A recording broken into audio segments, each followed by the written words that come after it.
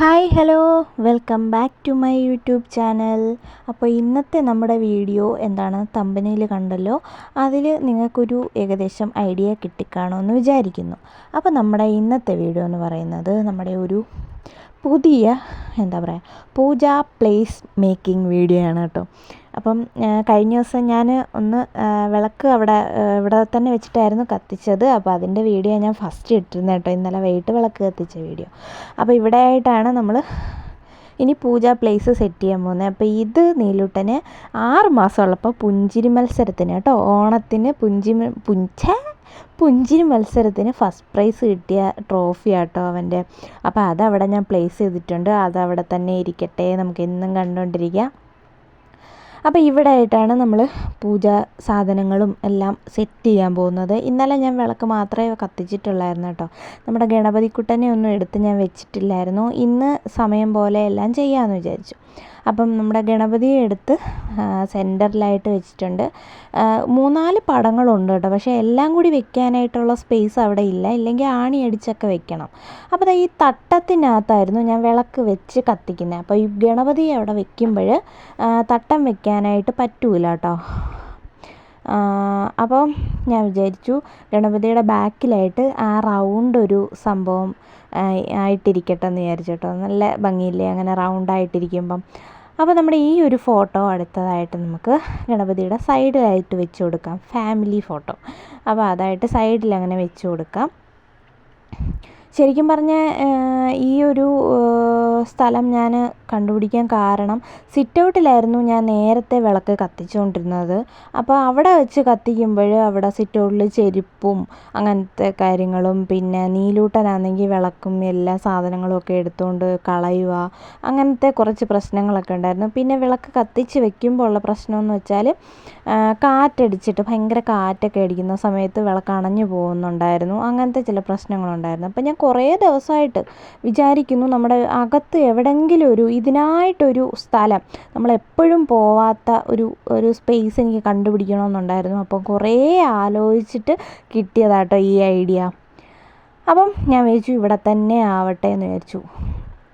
അപ്പോൾ പടങ്ങൾ രണ്ടും സരസ്വതി ദേവിയുടെയും പടങ്ങൾ രണ്ടും ഗണപതിയുടെ 2 സൈഡിലായിട്ട് വെച്ചിട്ടുണ്ട് കേട്ടോ. അപ്പോൾ ഇത് 3 അവിടെ ആയിട്ട് വെക്കാൻ പറ്റത്തുള്ളൂ.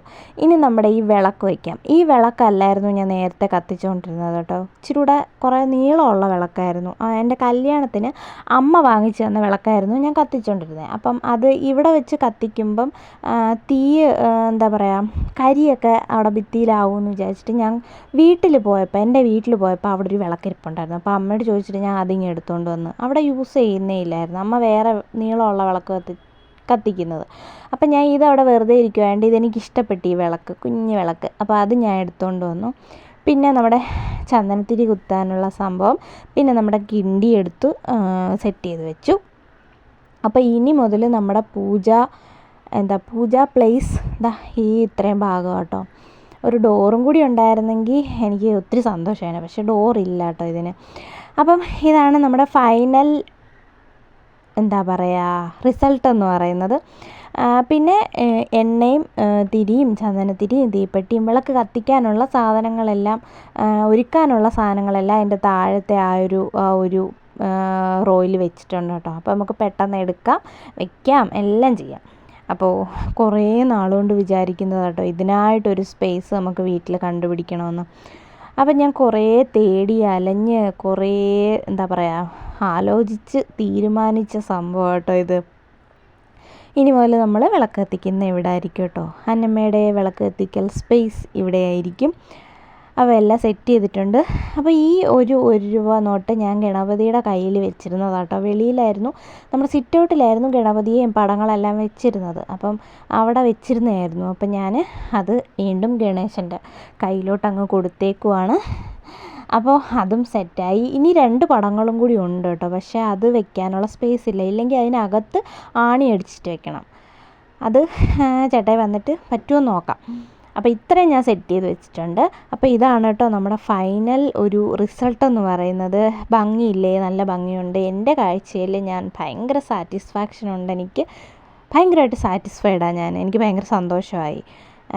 അപ്പോൾ നമ്മുടെ ഇന്നത്തെ വീഡിയോ ഇത്രയേ ഉള്ളൂ. വീഡിയോ ഇഷ്ടപ്പെടുകയാണെങ്കിൽ ലൈക്ക് ചെയ്യുക, ഷെയർ ചെയ്യുക, സബ്സ്ക്രൈബ് ചെയ്യുക, നമ്മുടെ ചാനൽ സപ്പോർട്ട് ചെയ്യുക. അതിൻ്റെ കൂടുതലും വീഡിയോ സബ്സ്ക്രൈബ് ചെയ്യാത്തവരെ കാണുന്നത്, അപ്പോൾ വേഗം സബ്സ്ക്രൈബ് ചെയ്തിട്ട് കാണാം. Bye bye.